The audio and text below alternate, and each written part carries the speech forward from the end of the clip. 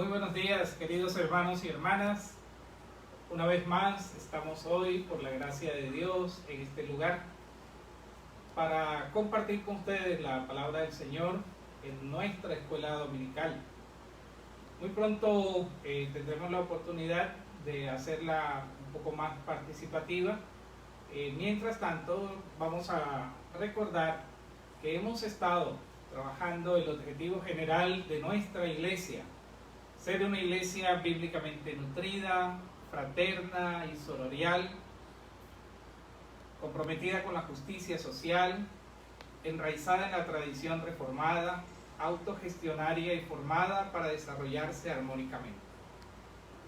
De manera que hoy vamos a darle continuidad a cada uno de esas cláusulas, cada uno de esos ítems, que, como hemos dicho, fue construido colectivamente por nuestra iglesia. Y para dar comienzo a nuestra actividad, pongámonos en las manos de Dios, recordando este hermoso canto que nos ha compartido la Corporación Universitaria Reformada a través de su coro, y que es muy, muy válido para el tema que se desarrollará hoy también en nuestro servicio. Escúchenlo con atención.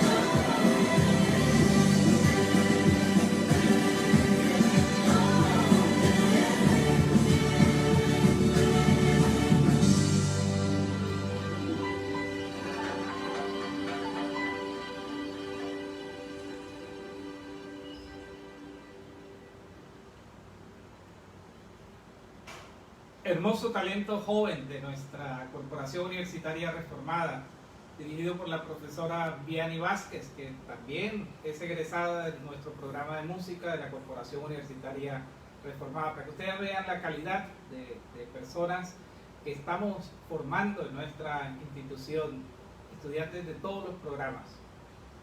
En el domingo anterior nosotros explicábamos las 3 primeras cláusulas y hacíamos énfasis en que somos una iglesia bíblicamente nutrida. Y cuando hablamos de una iglesia bíblicamente nutrida, también nosotros estamos hablando de la importancia que le damos al estudio en profundidad de las Sagradas Escrituras. Recordamos ese hermoso pensamiento de San Jerónimo que decía que la Biblia es como un lago profundo, profundo, que los exégetas pueden nadar en ella, buscando fondo sin encontrarlo. Y tan sencilla, que un niño pueda acercarse a su orilla y beber de ella sin temor a ahogarse. Entonces nosotros nos manejamos en eso, es decir, le damos mucho criterio y profundidad al estudio de la Biblia. Por eso rechazamos el fundamentalismo, rechazamos el literalismo, porque no son comprensivos del sentido verdadero de la palabra de Dios cuando nosotros entendemos que es palabra de Dios para la humanidad. Hablamos también de que somos una iglesia fraterna y sorora, inclusiva en el sentido de que hombres y mujeres formamos una comunión en medio de todas las circunstancias que el Señor nos ha permitido. Y hablamos también de que somos una iglesia comprometida con la justicia social. Tenemos que dejar muy claro esto. Es verdad, y ustedes pueden notar, que muchas de las iglesias y denominaciones, y no es a manera de crítica, solamente descripción para que ustedes comprendan de por qué nosotros hacemos unos énfasis. Está ausente el tema de la justicia, está ausente el tema de anunciar y denunciar el mal estructural de nuestra sociedad. De pronto en algunos discursos religiosos está más fundamentado el tema del moralismo, del puritanismo, el tema del individualismo. De hecho, en los cantos, muchos de los cantos hay de esto. Y se olvida del sentido de que vivimos en una sociedad que está estructurada bajo el pecado, bajo el mal. Por eso somos una iglesia comprometida con la justicia social. Cuando hablamos de comprometida con la justicia social, estamos hablando de una iglesia en la línea de los profetas y de Jesús de Nazaret. Por eso decimos que denunciamos el mal y la injusticia de la sociedad y anunciamos el camino del bien. Esto no comprende para nada ningún partidismo político. No comprende matricularse con una ideología. Todas las ideologías producidas por los seres humanos están permeadas por el pecado. Por lo tanto, creer que una ideología es santa y única es un error de comprensión para nosotros los reformados. Por eso nosotros denunciamos el mal y la injusticia, venga de donde venga, desde cualquier forma de gobierno y de cualquier estructura social. Pero valoramos que hay sistemas sociales que han procurado más el bienestar de los muchos y no la concentración del poder y la riqueza en unos cuantos. Por eso nosotros creemos que estos sistemas que excluyen, estos sistemas socioeconómicos que condenan a la pobreza a millares, a millones de personas, no corresponden al proyecto de Dios. ¿Por qué? Porque Jesús dijo: yo he venido para que tengan vida y vida en abundancia. Esa vida es para todos, no tiene que ser una vida para unos pocos. Vivimos en un mundo donde 86 personas concentran la riqueza del mundo en una proporción enorme, enorme. Y esto es injusto. Ese no es el proyecto de Dios. Ahora, ¿qué quiere Dios de nosotros? ¿Por qué nuestro énfasis? ¿Por qué nosotros hablamos de la justicia social como elemento central en nuestra proclamación? Leamos la palabra de Dios. Hoy vamos a leer varios textos. El primero que vamos a leer es en Isaías 1, del 10 al 17. No vamos a hacer una explicación de cada texto. Yo creo que con solo escuchar la lectura del texto, ustedes van a comprender, en sus oídos, que va a llegar a su corazón ese sentido de por qué los presbiterianos, por qué los reformados y por qué nuestra quinta iglesia, que como vamos a ver más adelante está profundamente enraizada en los principios reformados, pone como centro de la proclamación el tema de la justicia social. Pues bien, miren que Isaías 1, 10 al 17, en otro momento nosotros vamos a explicar cómo es que surgen los profetas en el pueblo de Israel. Vamos a explicar cómo surge el profetismo y qué es eso y qué son los profetas. Pero ahora escuchemos sus voces. Y entonces Isaías 1, 10 al 17 nos dice: jefes de Sodoma, escuchen la palabra del Señor. Pueblo de Gomorra, oye atentamente lo que nuestro Dios te va a enseñar. El Señor dice: ¿para qué me traen tantos sacrificios? Ya estoy harto de sus holocaustos de carneros y de la grasa de terneros. Me repugna la sangre de los toros, carneros y cabritos. Ustedes vienen a presentarse ante mí, pero ¿quién les pidió que pisotearan mis atrios? No me traigan más ofrendas sin valor, no soporto el humo de ellas. Ustedes llaman al pueblo a celebrar la luna nueva y el sábado, pero yo no soporto la fiesta de gente que practica el mal. Aborrezco sus fiestas de luna nueva y sus reuniones. Me han vuelto tan molestas que ya no las aguanto. Cuando ustedes levantan las manos para orar, yo aparto mis ojos de ustedes, y aunque hacen muchas oraciones, yo no los escucho. Tienen las manos manchadas de sangre. Lávense, límpiense, aparten de mi vista sus maldades. Y concluye este párrafo que hemos leído con una sentencia maravillosa: dejen de hacer el mal, aprendan a hacer el bien, esfuércense en hacer lo que es justo, ayuden al oprimido, hagan justicia al huérfano. Los profetas de Israel denunciaron la religiosidad, una religiosidad que, como Jesús nosotros vimos hace 15 días, era una religiosidad basada en los labios. Este pueblo de labios me adora, pero su corazón está lejos de mí. De manera que en el corazón de la justicia social es el corazón del Evangelio, es el corazón de la predicación de los profetas. Los profetas rechazan una religiosidad que está basada en todo este tipo de prácticas, unas prácticas religiosas que hacen que la gente diga: ay, qué bonito, qué cosas bellas hacen, qué culto tan bonito el que tienen. Pero si eso no es coherente con una práctica de la justicia y de la solidaridad, nosotros no podemos entender que estamos adorando verdaderamente a Dios. Ahora, ¿qué es lo que quiere Dios de nosotros? Entonces, vayamos a Miqueas. Miqueas capítulo 6, versículos 6 al 8. Miqueas 6, 6 al 8. Otra vez, este profeta, al igual que el profeta Isaías, rechaza el culto. Ese culto vestido de tanta religiosidad, pero muy lejos de una práctica de la justicia. ¿Con qué me presentaré a adorar al Señor Dios de las alturas? ¿Me presentaré ante Él con becerros de un año para ofrecérselo en holocausto? ¿Se alegrará el Señor si le ofrezco 1000 carneros o 10,000 ríos de aceite? ¿O si le ofrezco a mi hijo mayor en pago de mi rebelión y mi pecado? El Señor te ha dicho: oh hombre, oh ser humano, ¿en qué consiste lo bueno? ¿Y qué es lo que espera de ti? ¿Qué es lo que Dios espera de nosotros? Miren lo que dice el texto. No es un invento de nuestra iglesia. Es el texto bíblico que nosotros respetamos. ¿Ya? ¿Qué es lo que Él espera de ti? Que hagas justicia. Que hagas justicia. Que seas fiel y leal. Y que camines humildemente en pos de tu Dios. ¿Ya? Eso es lo que Dios espera de nosotros.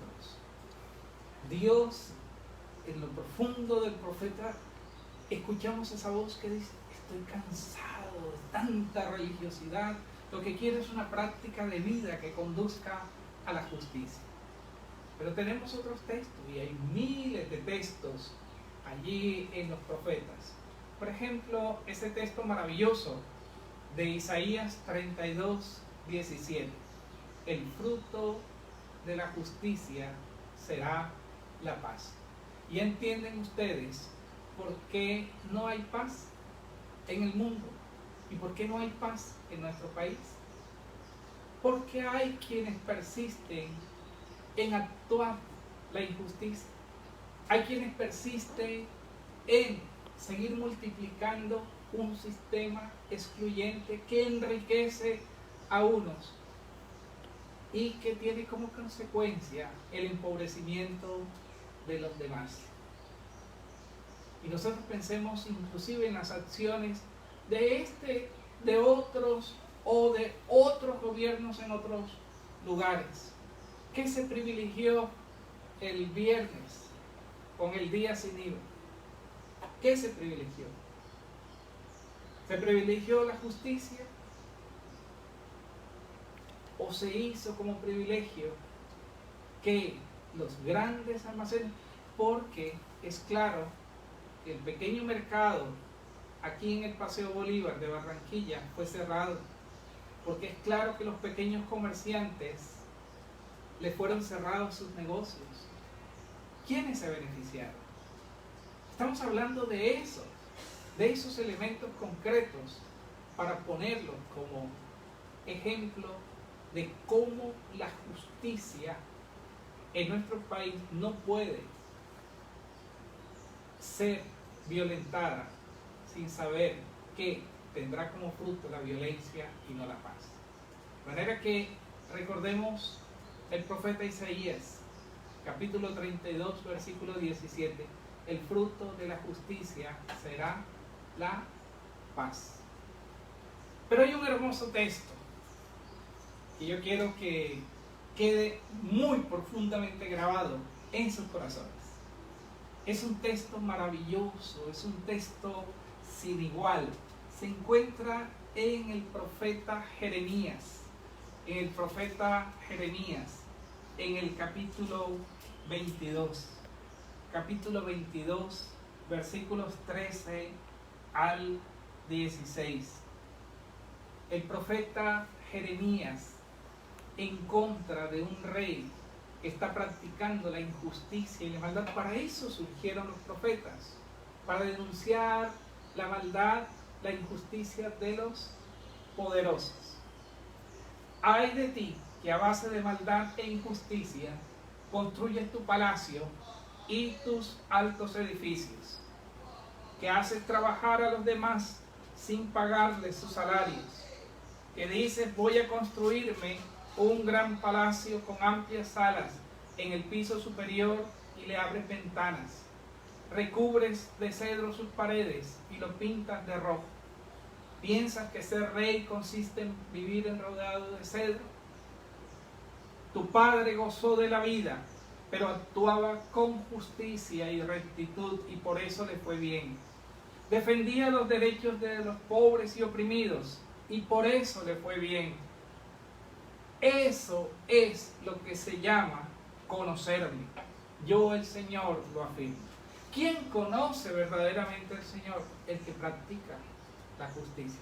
Conocer a Dios es practicar la justicia. Conocer a Dios no es un lenguaje rimbombante religioso. Conocer a Dios es practicar la justicia. Eso es, y está claro. Y terminamos hoy esta reflexión recordando a otro profeta, al profeta Amós, con ese sueño, con esa esperanza, en este hermoso texto que nosotros podemos encontrar en la palabra del Señor en Amós capítulo 5, versículo 24, que nosotros repetimos una y otra vez como uno de los textos más maravillosos de las Sagradas Escrituras.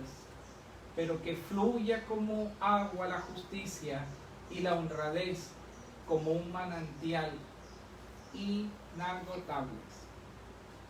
Aquí en este texto y en el anterior, en el versículo 23, otra vez la crítica del profeta a un culto vacío, a un culto sin sentido. Alejen de mí el ruido de sus cantos, no quiero oír el sonido de sus arpas, pero que fluya como agua la justicia. Conocer a Dios es practicar la justicia. Adorar a Dios es practicar la justicia. Ser creyente en el Dios de la vida es practicar la justicia. Por eso nuestra quinta iglesia presbiteriana asume ese compromiso. Y lo asume en doble vía. Autocríticamente, cuando nuestros actos pueden ser violentos e injustos. Cuando acciones nuestras conducen a la injusticia, allí entonces tenemos que pedirle perdón al Señor y restituir el mal. Pero también lo asumimos como el deber ser continuo de nuestras vidas como creyentes y seguidores de Jesucristo. Hermanos y hermanas, que este día tan maravilloso en que nosotros como iglesia del Señor nos analizamos, examinamos nuestros objetivos, pensemos que un tema central de nuestra proclamación, lo que está en el mensaje de la quinta iglesia presbiteriana de Barranquilla, es que es una iglesia comprometida con la justicia social. Eso es lo que el Señor quiere de nosotros. Conocer a Dios es practicar la justicia. Amén.